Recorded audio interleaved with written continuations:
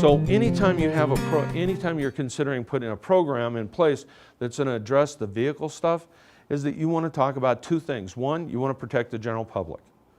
You don't want to see anybody get hurt. And you're also trying to protect the safety and health of your employees. Those are the two most important things. You can replace equipment. That shouldn't be the focus. The main focus is you don't want to see anybody get hurt, because if you get somebody hurt, you can't replace those folks. Okay? You can bring somebody in, but they're not going to fit, just not going to replace all the skill level and everything else that comes with that. So keep that in mind. That's the two basic principles that you're trying to address with this process. So the program should set your expectations.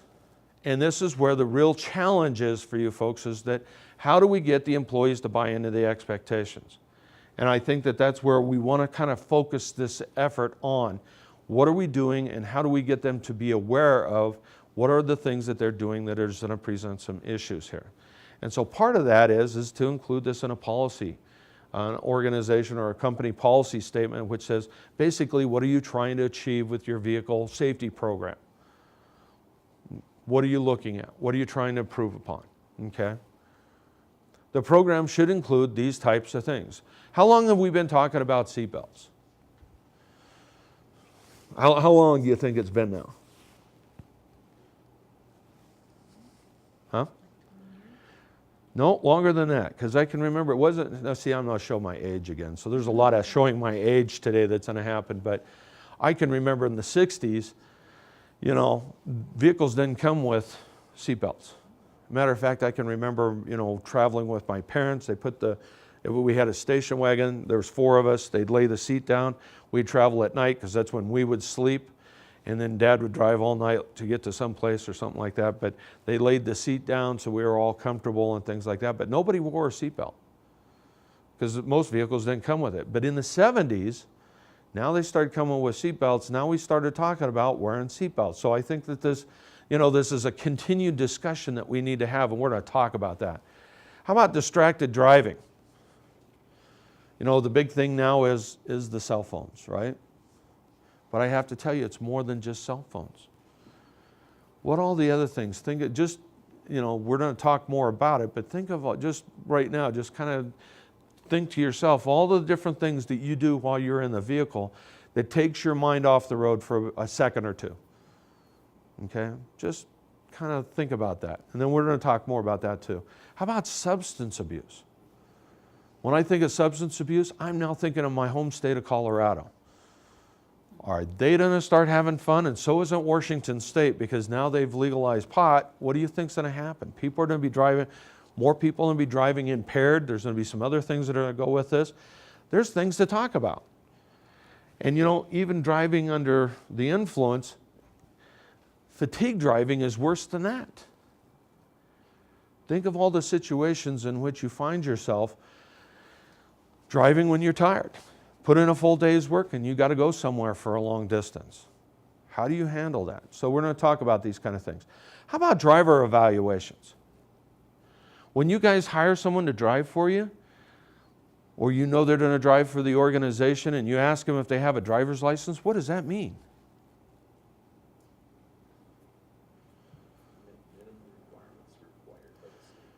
You met the minimum requirements for the state.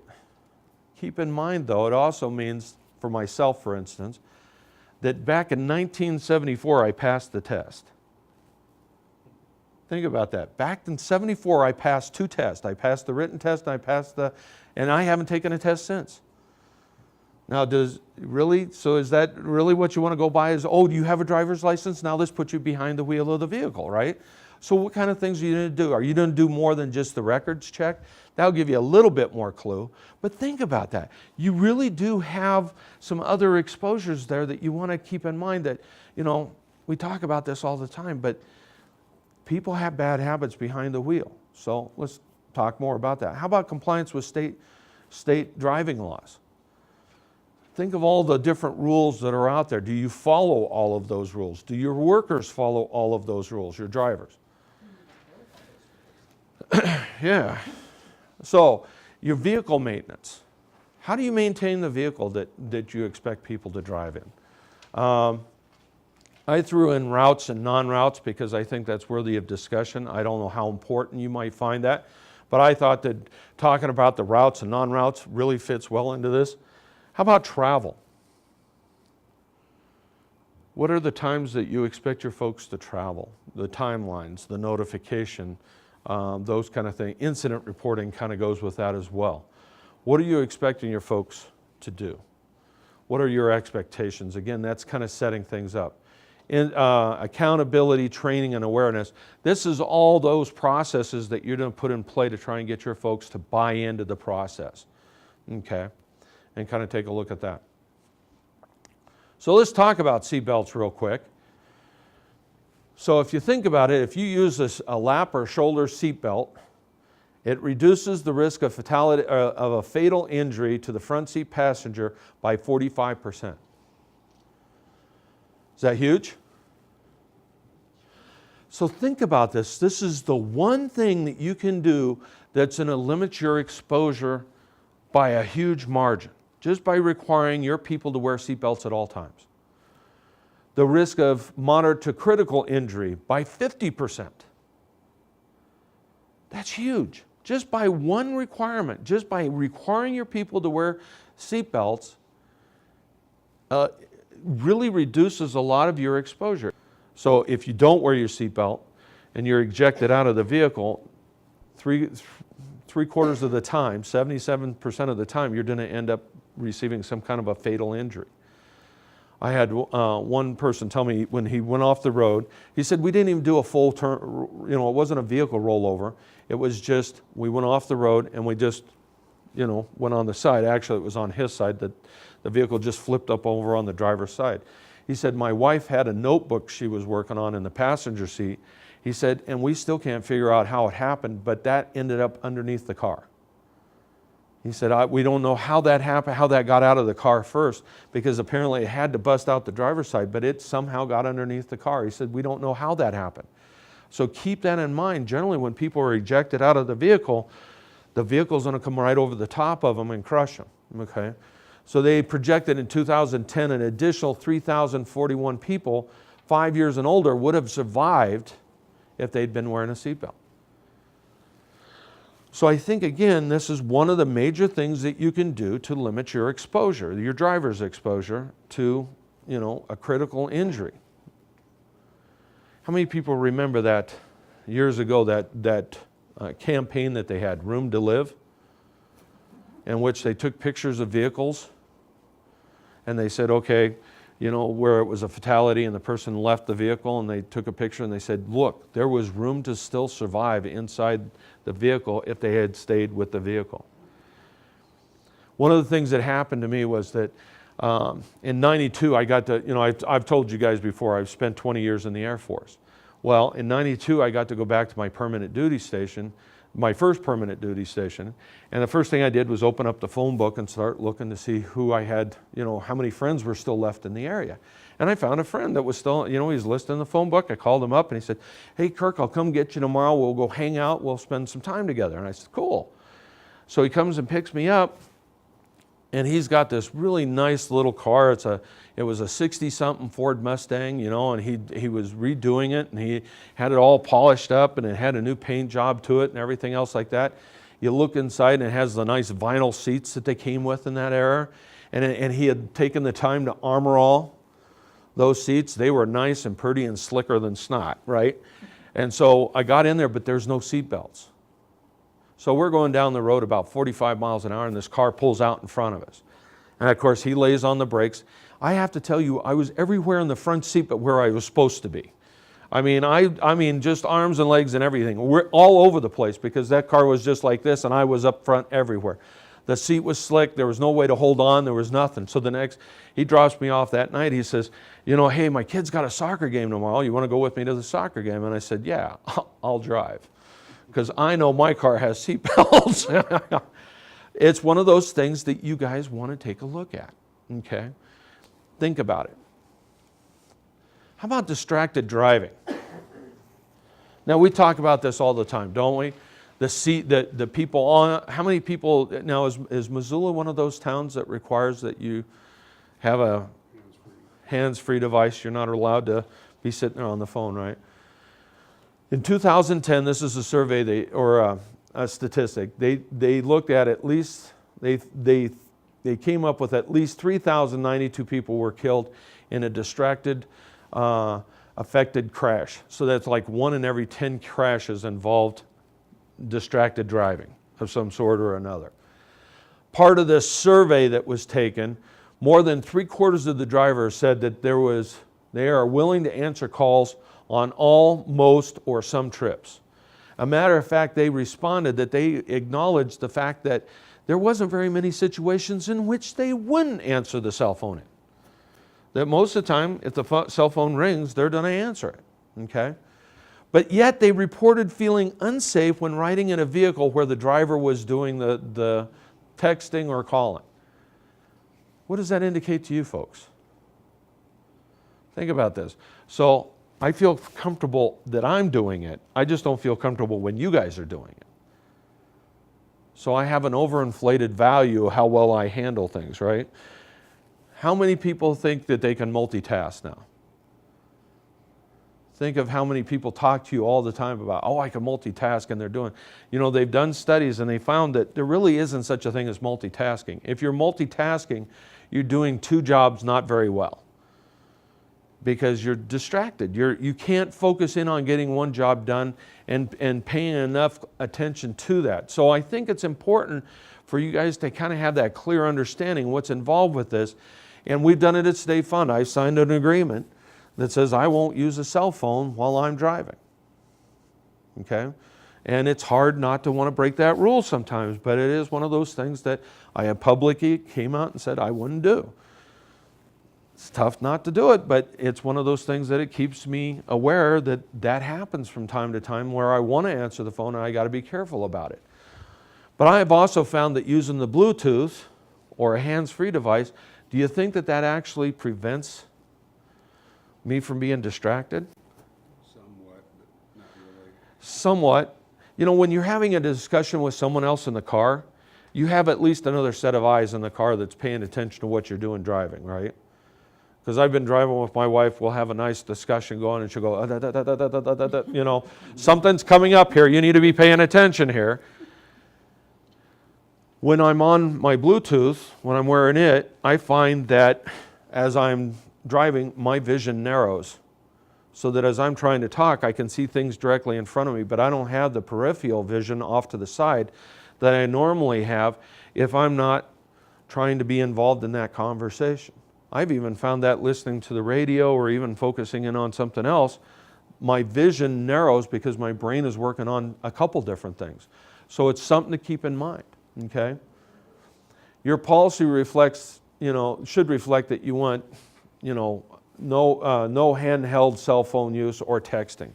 I think that any time you look at texting, I don't know how people can do it.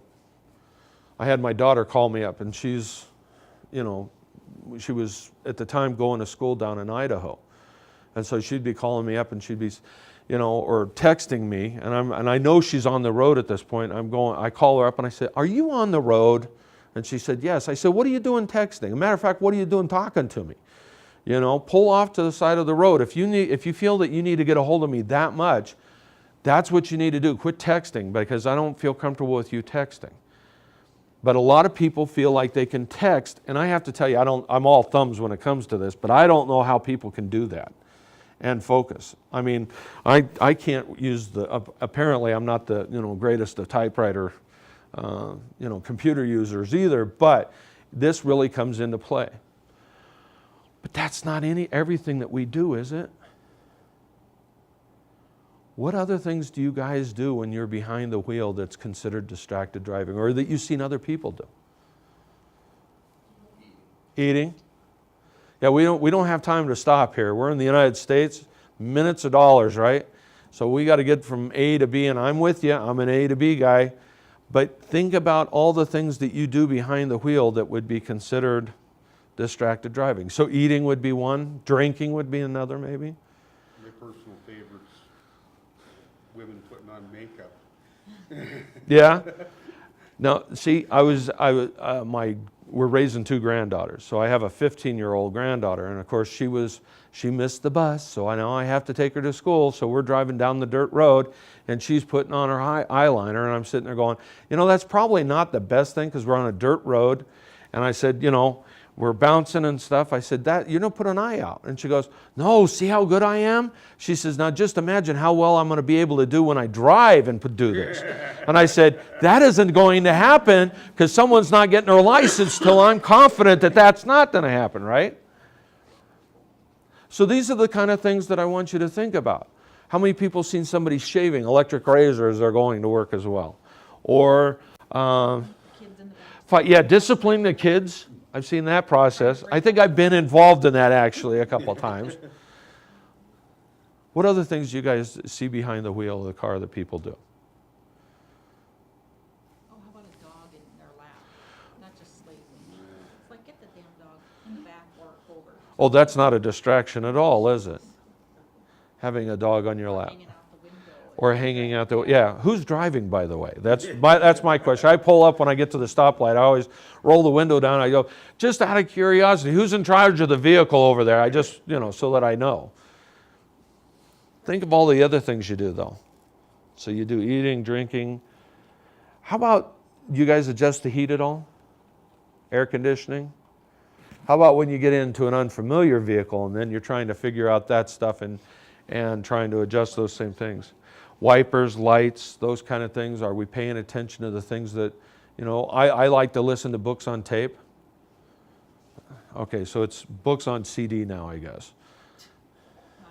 See, I really date myself. No, I do it though, because that keeps me awake. I listen to that as I'm driving, but again, you can see we're trying to unfold the thing to pull the CD out, replace the CD, and if you're doing that while driving, how distracted are you?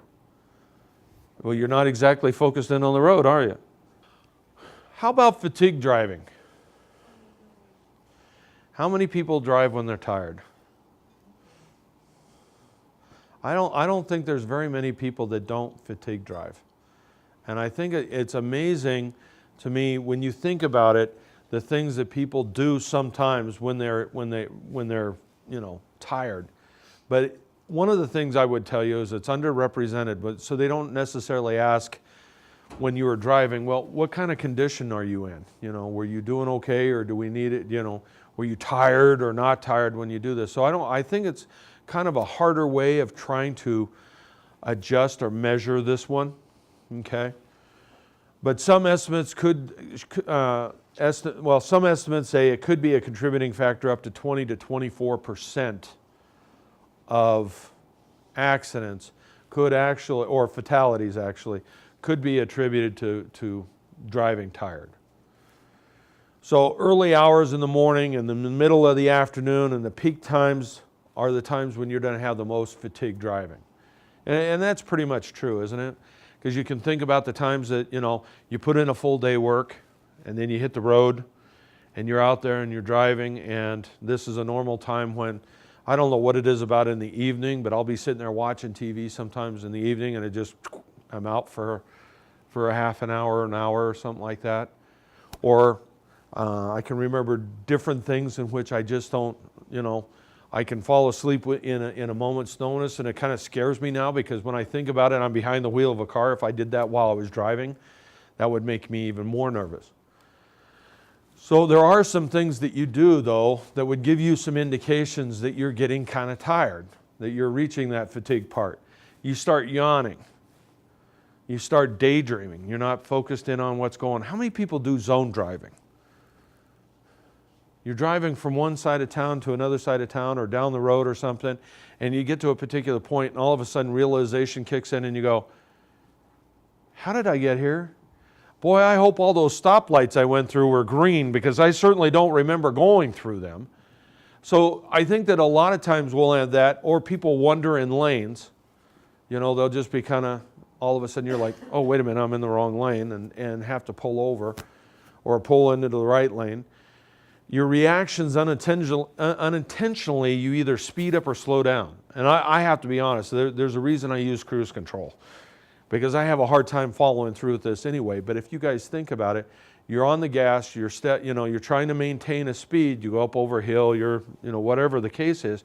But if you're not paying attention to your speed, you might look down and you might go 30 miles on the interstate. Oh my goodness, I got to pick up the speed. Or in some cases, it might go the other way, in which the fact that you're doing 90 to 100 and you go, whoa, whoa, whoa, whoa, whoa, no speeding tickets here, right? But there are things that happen when we start to get fatigued that we're not paying attention to, and I think it's important to talk about. How about when your eyes feel stiff? Your eyelids start getting a little heavier. How many people have done a half blink? Oh, come on. You know what I'm talking about, right? You naturally blink, but then this half blink, you only do half the process. A couple seconds later, oh my goodness, that was scary, All of a sudden your eyelid comes back up, but it's a half blink. It doesn't happen right away. I think anything that you talk about, I think these are the things that kind of worry you about, driving when you're tired, the different things that happen with this. So what are some of the things that you guys do to try not to do fatigue driving?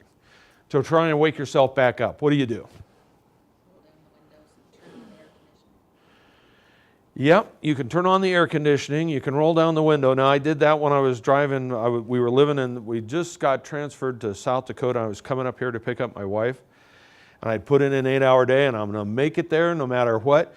So I rolled down the window, and I'm telling you, by the time I got to Deer Lodge, I was an ice block. It took me 2 days to get warmed up after that one. But how many times we do silly things like that to try and wake ourselves up? So what are some of the other things you do? I know that some people crank up the radio. There goes your hearing, by the way. My husband eats Sunflower seeds, eating something. Now, hopefully you've got that down to the point to where you don't need to, be doing a lot of stuff with your hands and that, but you can do a lot of the, automatic where all you have to do is, it's kind of like a spit cup really, isn't it? I have seen some people eat sunflower seeds. They just put it in shells and all go through their system. But I think it was a lesson in which they hadn't quite figured that one out all the way yet, So I think there are some things that when you think about some of the things that you do while driving. So how many people use energy drinks? Oh yeah, come on. And I have to tell you that if I'm on edge and I need just a little bit of a jolt to stay awake, I will use a 5-hour energy drink. But I have to tell you, my granddaughters get after me about that something fierce. If we're on a long trip, Papa, don't grab that. No, you don't need that. And I said, I'm just a little bit on edge. But I have also proved to myself that if I'm extremely tired, if I'm past that point, I don't care how much energy drinks you pump me full of. If I need to sleep, I need to sleep. And there's not any kind of energy drink that's going to keep me from falling asleep. How many people seen people slapping themselves? They'll be slapping themselves in the face or pinching themselves. They arrive at their destination all bruised up. My wife does that for me. Wake up. Ow, quit, don't. That's spousal abuse, by the way. That's another workshop. That's exactly what that is. Think of all the things that we do, though, that put us in those situations. So here's a story for you guys. So when I joined the service, and my first permanent duty station was Fort Worth, I talked about Carswell. When I got out of tech school, I flew home, spent 10 days at home. During that 10 days, I bought my first little car, which was a Toyota Celica. It was a 72, I think. So, I got my car, and now I'm going to head down to Texas. It took me 2 days to make the trip from Pueblo, Colorado to Fort Worth, and that was in January, okay? So I get down to Fort Worth, and in February, we had our first 3-day weekend. Hoo-hoo, I'm going home. I want to go home. I was a homebody. I wanted to see my family. I wanted to see my friends. I'd been only 3 weeks or 4 weeks since I last seen them, but I had to go. So, and at that point in time, the military didn't have, mileage range. They let us go as far as we wanted to go without having any problems. So I got in the car and I took off, and I had worked an 8-hour day. Now, from Fort Worth to Pueblo is 690 miles. So, and I'm going to make this trip a round trip in a 3-day weekend. And I can't tell you how many of those 3-day weekends I had used when I was in the service to make the trip. But I decided I was going to do it. So I don't know how many people know the layout of Colorado, but Colorado, everything's kind of, the major stuff is all on the eastern front. As far as, you got Fort Collins and Denver and Colorado Springs, Pueblo's right down below Colorado Springs, but right at the southern end of Colorado on I-25 is a town called Trinidad, Colorado. How many people are familiar with Trinidad? All right, well, they do two things in Trinidad, or two things that I knew that Trinidad did when I was growing up. One is sex change operations. No, seriously, they did sex change operations down there. And the second thing is there was an active group of witches down there. Now you guys are saying, well, that I'm telling you that I even had a teacher when I was in high school tell me that they had, there's witches down there, they're practicing.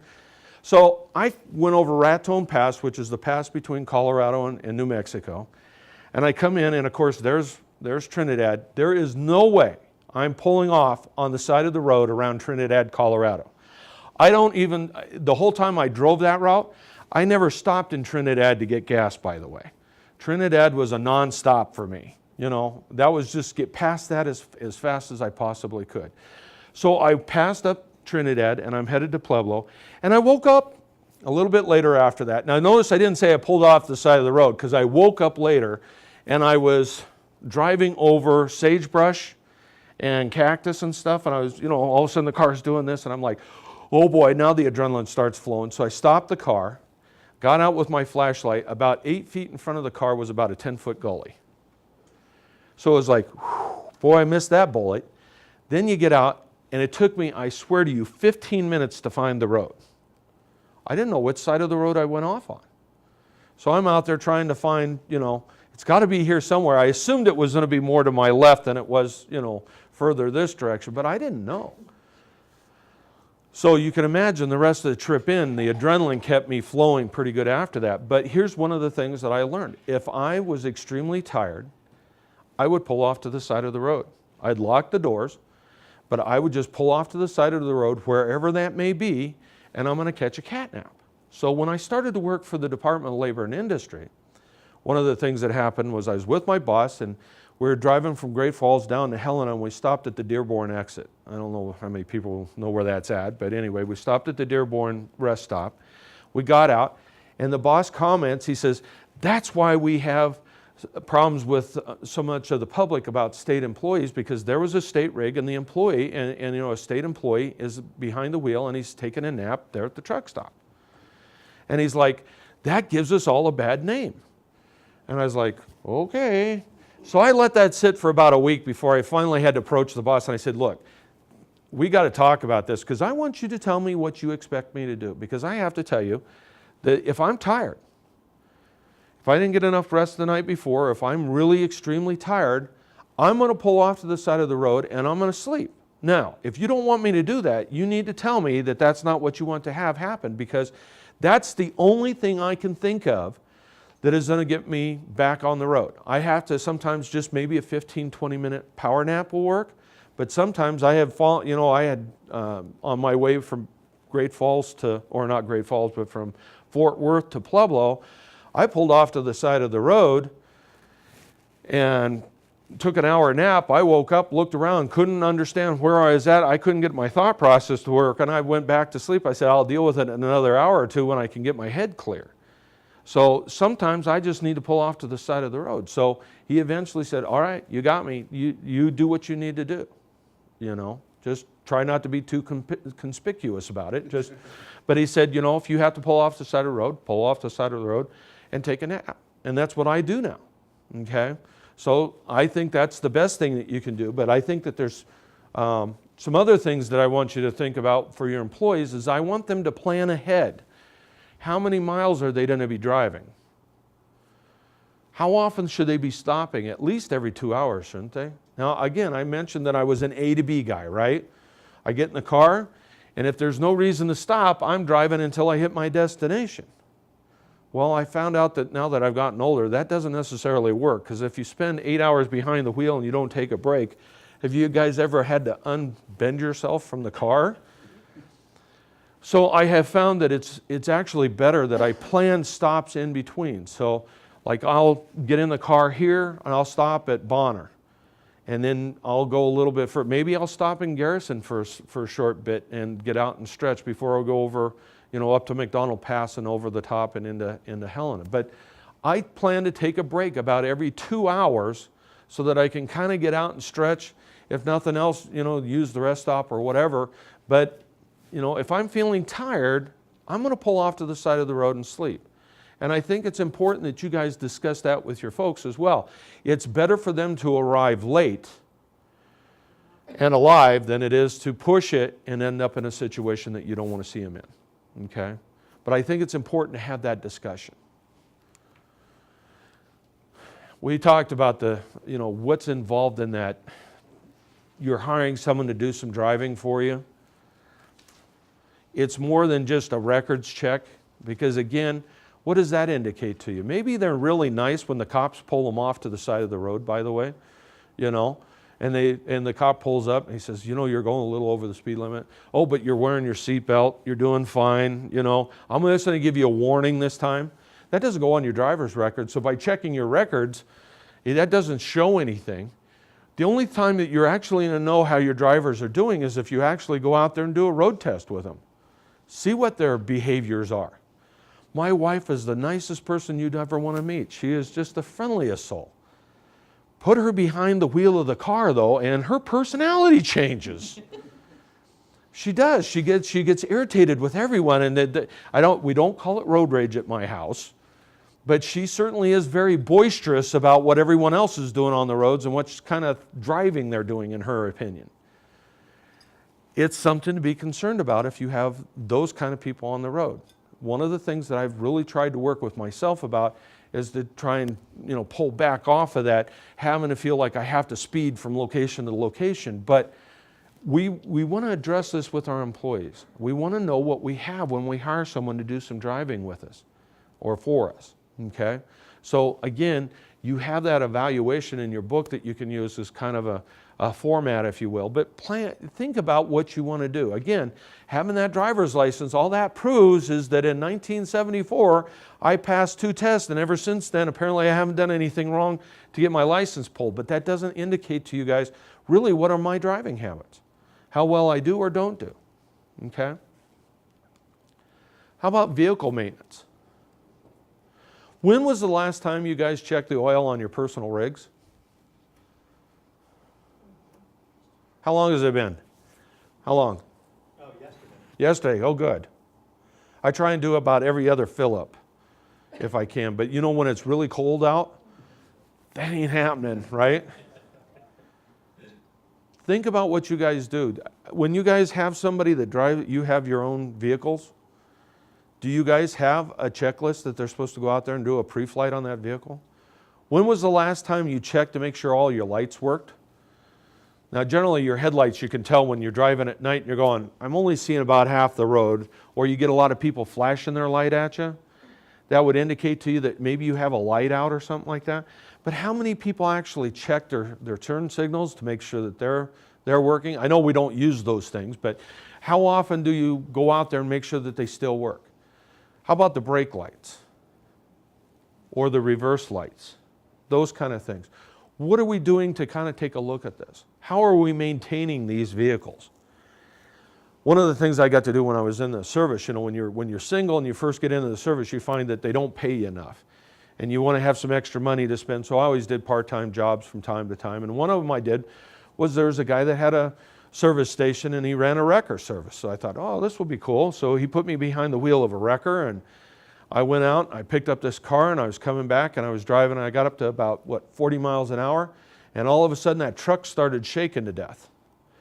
And I was like, holy cow, something is wrong. So I backed off and I got to doing 30, and I pulled the truck in, and I got out and I talked to the owner, and I said, man, there's something wrong with that truck, because you get up to 45 miles an hour, that truck starts shaking to death. And he says, oh, don't worry about it. You just have to keep your speed down. The rear axle's bent. I'm sitting there going, now wait a minute, aren't we the guys that are supposed to pull the other guys out of the ditch and stuff? And what kind of a vehicle do you have me driving? But he was like, he wasn't going to spend the money. He said, well, all it's doing is wearing a little bit on the tire right now. We're fine. No, we're not. How are we maintaining these vehicles? How many times do we go out and kick the tires? One of the things that happened with me was I was issued a car for one of the months that I was driving, and I drove to Lewistown. And when I got done at Lewistown, I decided I'd spend the night with my kids in Great Falls. So I drove back to Great Falls, got up the next morning, the tire's flat. I ran over a screw. So we went out there and pulled the tire off, and I put the spare on, and of course the spare wasn't in very good shape. But then my son and I got to looking at the other tires, and we were like, they're not in very good shape either. But I went ahead and I took it up to the Tire-Rama, and I said, I need to have you guys repair the tire. And the guy came out, took a look, and he says, I'm not repairing that tire. And I said, okay. He says, there's not enough tread on that to even worry about, buddy. I'm not fixing that tire to put you back on the road. So I had to call my boss. Who gave me the phone number for the vehicle guy that controls all our vehicles. And I called him up and I said, hey, I got a flat tire here, and they're not going to fix it because there's no tread left on those tires. He said, well, I wondered how far we were going to get with them. Well, I said, I found out right now. This is it. We can't get any further with these tires. And he said, well, get them replaced then. So then the joke became after that is that when I go out to the cars now, I'm looking, what kind of condition are those tires in? Because I'm not going to trust them with that. Apparently they don't have good judgment, and I didn't have any better judgment. I didn't know what I was getting into. We have to know what we're doing. When we're sending people out, do we want to send them in vehicles that are going to work properly? I think that's important to think about.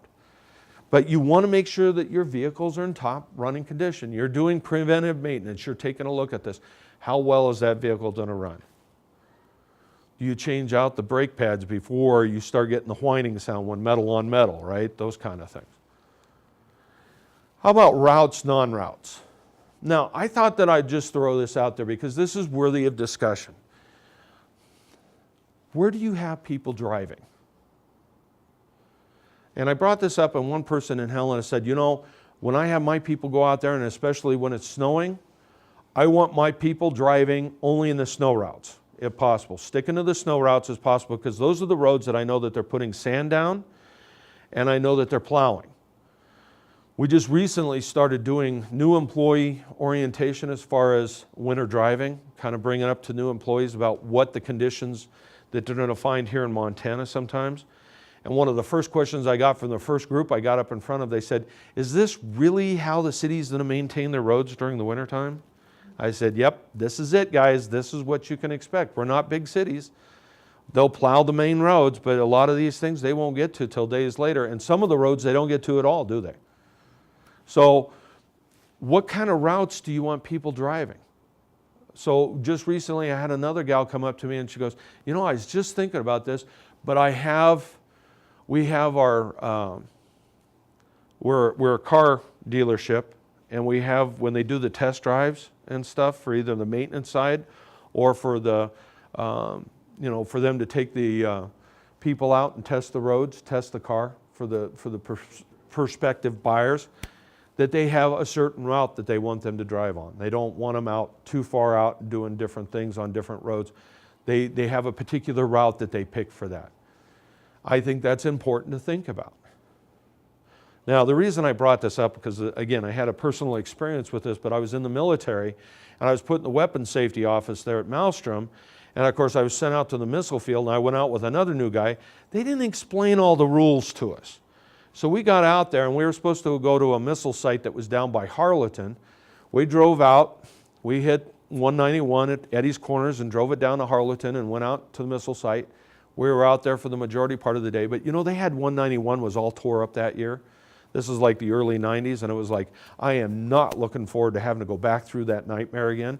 So we pulled out the map and we started looking, hey, look, if we take 89 and go up through past Showdown and Monarch and up and through there, Purdy Drive, it's summertime, we're good to go.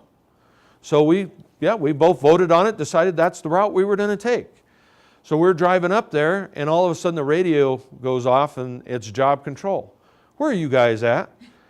And as soon as they asked that question, I said, do not tell them where we're at. I got a bad feeling about this, that somewhere we're off course.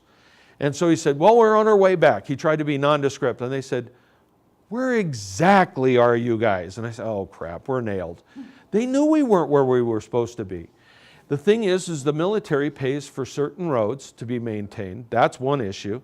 But the other issue is they wanted us to be in a certain, if we had problems, if we had any kind of concerns, if we had to pull off to the side of the road, they wanted us in a position where other people that were out in the missile field would be able to get to us.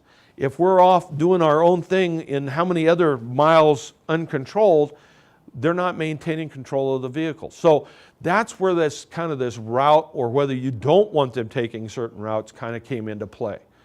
Okay? I don't know whether you guys would find value in it, but I think that it's worth a discussion to think about. Do you want them driving through areas where there's a lot of uncontrolled intersections? Great Falls, I think when I went through with the military and was doing training, 80% of the intersections in Great Falls are uncontrolled. How many of the intersections in Missoula are uncontrolled? So think about that in the different cities and things. Where do you want people driving? Okay. So the travel comes into play as well into this process and into what we're thinking about, what we're talking about. What kind of timelines are we looking at as far as when we want people driving? With my particular job, I kind of shoot myself in the foot. I set the schedule. So when I set the schedule, I'm the one that's responsible for saying, okay, so I spent an 8-hour day, now I got to pick up sticks and I got to go back up to Helena. Or I may have to spend an 8-hour day and I'm driving from Billings to Bozeman, whatever the case may be, but I'm on the road all the time. So it's something to kind of think about in this process as far as what are the timelines that you're expecting your people to travel. Do you want them notifying you where they're at on the road?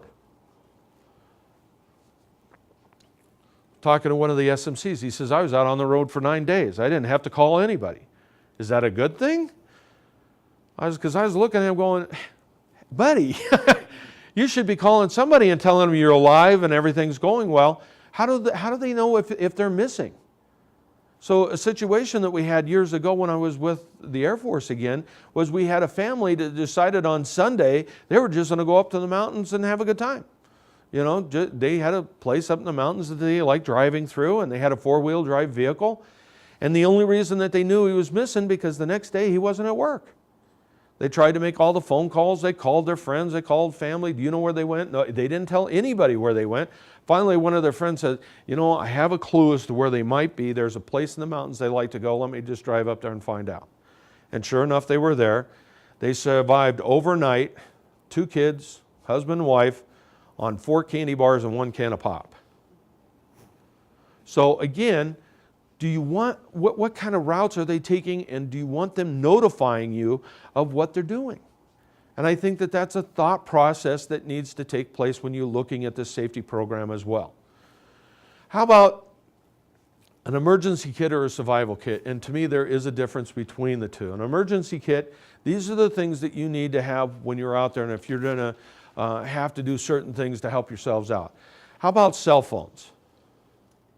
Obviously, they should have a way of contacting, asking for help. Now, I still look at the map that Verizon keeps putting up on their commercials, and they say, look at how much of the country we cover. I don't focus on the rest of the country. I just look at all the white I still see up in the Montana area. Okay? But I think that we need to have cell phones so that at least we have a way of hopefully, staying in contact with folks. Flares, roadside triangle, where do you want those things put out? Somebody was just recently telling me that when we were talking about this, they said, yeah, I crested the hill, and all of a sudden, just as I got over the top of the hill, here's a fireman in the middle of the road flagging me down, and it's like I almost took him out. And then the guy said, slow down your speed. He didn't get to the accident scene until like almost 4 or 5 miles down the road. That's a little too far out. So really you should be bringing that in, but you should let them know about how far out you need to go, okay? Jumper cables, duct tape. Isn't duct tape a marvelous tool? It is a tool. I saw that listed the other day as far as duct tape is actually considered a tool, not a material, but a tool.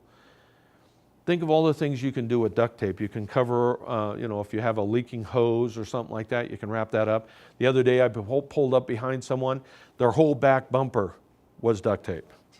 So when you think about it, there's a lot of uses for duct tape, so you can put that in. How about wire? And this is more my time as a jet engine mechanic is baling wire, but wire will hold things into place. So the first and only deer I ever hit with a state rig, it took out my entire front grill. And I called them up, motor pool, and I said, hey, look, I hit the deer. Is there anything I have to do? They said, no, you can go about your business, do whatever you have to do, and then, bring the vehicle back. And I thought I had left it running, so everything looked good. This was up at Kalispell. I was just outside Kalispell a little bit. So I went ahead and made my appointment up in Troy. When I stopped the car and got out, turned it off, went inside, came out, and man, it was leaking antifreeze like nobody's business.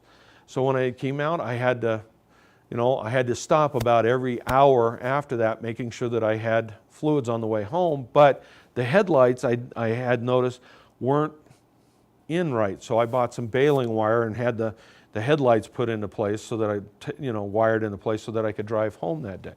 So there are some things that you can do with different tools, wire and that kind of stuff, but you should have shovel, you should have a way of digging yourself if you need to. And having sand in there offers weight, but it also gives you a little bit of something that you can throw out there and get some traction with, okay? If I'd thought about it, I would have put flashlight under the emergency kit in actuality, okay? Somebody had a comment or anything? Okay. Survival kit. One of the things you want your people to understand is they got to stay with the vehicle. They're going to find the vehicle long before they'll ever find someone on foot. Okay? So to stay with the vehicle, give them plenty of blankets, warm clothes, extra clothes, but you want to make sure they had food and water to survive on. Okay? Now what that means is you can't just build the survival kit, throw it in the back of the car and it stays there forever. You constantly have to be pulling the food and the water back out and refreshing that from time to time, every 3 months or every 6 months or so, to make sure, candy bars after a while will go bad. So there's some things you want to look at there. Candles. You can, if you use a coffee can, you can put you want to take 2 coffee cans, by the way. You know what the one use is for, all right? But the other use for is that, you can put a candle in there and you can get some heat off of that. But keep in mind, anytime you have an open flame, you're going to have what? Carbon monoxide. So just keep in mind that you kind of have to crack a window and that kind of thing. So that's things that you want to train on. How about matches? You guys ever, those paper ones, you know what they're called? This is an old Boy Scout thing, by the way. They're called gophers. You light one, you go for another. So when you talk about matches, you want to have either waterproof matches or the wooden stick matches, because those are going to be the best matches possible. Okay? Those paper ones, if they get wet, they're toast. You won't be able to use them again. Okay? How about incident reporting? When do you want your people reporting in? And what kind of incidences do you want them? If it was a close call, do you want to know about that? Are you tracking those kind of things? You want them to kind of let you know with what's going on with the road conditions too. So if they're running into a situation, that you kind of have an idea of how bad things are out there. But I think it's important that you have open communication with your folks. Okay. And how about accountability? Now we kind of talked about this with people-based safety, and part of the accountability is just to remember that consequences are both good and bad for every action that they take. So again, setting those expectations, you still want to hold your people to some kind of level of responsibility. So there's going to be both good and bad consequences. There should be good consequences if they meet all the rules like they should be. Okay? How about training? What kind of things would you do looking at training? What would you be thinking about? Well, rules of the road would be one step, wouldn't it? So if you think about this, we already talked about the speed limits. It's not exactly what it is posted. So we want them to kind of be thinking that process. What's the road conditions? How fast should I be going? The other day when I went over McDonald Pass, I talked about it was snow-packed and icy. Wasn't too bad over there, but when I hit 141, which is between Avon and I think it's Helmville or something like that, that distance in there, boy, let me tell you, there was a couple places in that road that doing even 45 was a little too fast for road conditions coming down off of a hill or something. So You have to adjust your speed. You want them to understand and pay attention to that kind of thing. How about passing? Anybody understand the 3-second rule? I just found out about this, as a matter of fact. Guy was traveling. He said he pulled onto the interstate on I-90 at Manhattan, going to Bozeman. He said he pulled out, passed the cop. Cop came in behind him. You know, the cop was coming in off of a stop. She pulled in behind him. So he was going down the road. He got up behind a semi, turned on his blinker, cleared it, knew he had a clear path, pulled over in the lane, went around the semi. The cop car came up behind, highway patrol came in behind him.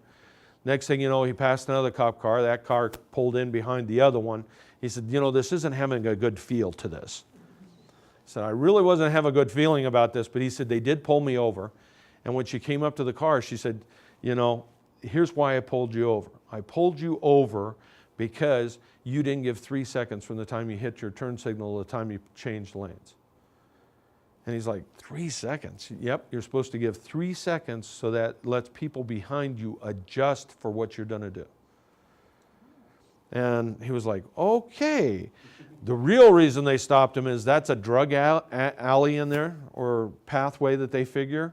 So they're looking for reasons to pull people over. So they pulled him over, and then the next question was, do you have any, she said the highway patrolman behind me has a drug-sniffing dog. Is there anything that we would be concerned about in your vehicle?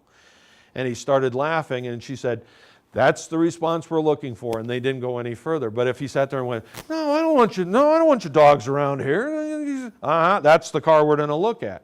So they were looking at him for a particular reason, okay?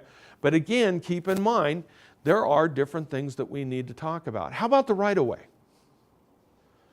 Is it a crime to give the right-of-way to someone else, especially if they want to take it? It's not a right. And there's nothing wrong if somebody wants the right-of-way, give them the right-of-way. You're just going to end up in an accident if not. So I think it's worthy of discussions, these different types of things that we have put up here, turning the lane changes, passengers in your vehicle, intersections being uncontrolled, school zones overtaking other vehicles. I think these are the things that we talk about all the time. I think turning is one of the big ones, though. How many people do use their turn signals? All the time? 100% of the time? Okay, because I'm not in that list either. You don't understand? You're only given so much power for the turn signal. You got to save it for later. You don't want to use it all at one time. Blinker fluid's expensive. That's right. Is that not really what people kind of think when you see people with turn signals? And I have to admit, I'm one of the worst ones at this, is trying to remember that I have to hit the turn signal. And it is a pet peeve of a lot of people, but I see a lot of people looking at that turn signal fluid being really expensive and not wanting to have to replace it. So these are kind of things to kind of look at when you're looking at training. You want to go through there, and one of the best things you can do is use this little planning tool that you have and have them honestly fill that out. This gives you an idea of where you're at with things, because to be honest, this really sets the tone for things. This will help you out in this process of what do we need to talk about. Part of that training also needs to include distances. There's the perception distance. That's the distance from the time that your eye registers that there's a problem, that goes back to the brain, right? And there's also that distance that your brain tells your foot to step on the brake. And then there's also that braking distance from the time that your foot actually starts applying pressure to the brake, and it actually now gets transmitted to the tire on the road. So what does that distance look like? And I think that that's important to understand. And so when you kind of put something like this up here for people to understand, because I don't think we really realize how many feet we go without stopping. And so it's kind of a concern. So if even at 25 miles an hour, by the time you realize you need to stop, that could be 27 feet. By the time your brain tells your foot to step on the brake and you actually start to apply, and then it could be another 34 feet, over 34 feet, by the time you actually come to a stop, by the time you apply the brakes. So if you look at it, that total distance is 61 feet, 0.7. Isn't that a lot? What's our speed limit through residential areas? Generally about 25 miles an hour.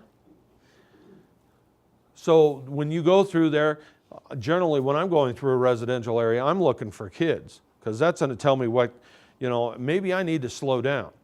Because at 25, I'm not going to have enough time to stop in a residential area. But if I see a lot of kids playing and a lot of balls being, those kids are not looking out for you. So this really sets the tone for, how many seconds is that? That's 1.7 seconds. So you can kind of think about the distance that you're covering in that process. How about 65 miles an hour? Not 75, 65. It takes you 71 feet to realize that you need to apply the brakes. It takes you another 234, almost 235 feet to actually come to the stop, which gives you a whole total distance of 305. That's a football field. That chews up about 3.2 seconds. Now, think of this. How fast you're going on the interstate, what's the distance in front of you to the car that's in front of you? How many people do you see doing 75 and they barely have a car length between them? And I know they have in their mind, if he stops, I'll hit the brakes soon enough. No, you're not. Your chances of doing that are slim to none. So I think it's also something to focus in on with folks, exactly where they're at, how much stopping time they got. So talk to your folks about distances. How much distance do you have between you and the vehicle in front of you? So you should, in most cases, if you're driving just a regular vehicle, you should have the 3-second rule, right? And how do you do that? You see the vehicle in front of you pass an object, and you go 1001, 1002, 1003 before you hit that object, or pass that object, not hit it, pass it. Yeah, come up to, whatever the word is, don't hit it. All right. But that's a thought pattern, is to make sure. Now, I was trained a little bit differently, which was for every 10 miles, you should have a car length between you and the car in front of you. So if you're doing 75 miles an hour, you should have 7.5 car lengths between you and the car in front of you. Different ways of looking at this. If you're on really bad road conditions, maybe it's a 6-second rule. If you're driving a heavy truck, 6-second rule. Again, making sure that you have enough time distance between what you have in front of you to stop. We've often asked truck drivers, so what's your ability to stop faster? A truck that you have no trailer on the back of, or it's empty, or a vehicle or a tractor that has a full load in the back? Which is going to stop faster? Say again? No. Full. Because you have more weight on the back brakes on your tractor than you do if it's empty back there. Because if it's empty, you don't have enough weight to get any traction on the road. See, there's little things out there that they need to be aware of, and it does take some research to kind of come up with some of this information. But these are the things that you want to focus in on when it comes to training. Exactly what are we looking at here? But reminding people, making them aware of those issues. This is where it really comes into play when we talk about awareness, because when we talk about awareness, this is the part where we're trying to get the employees to buy into what we're trying to sell them. We want them to follow our expectations.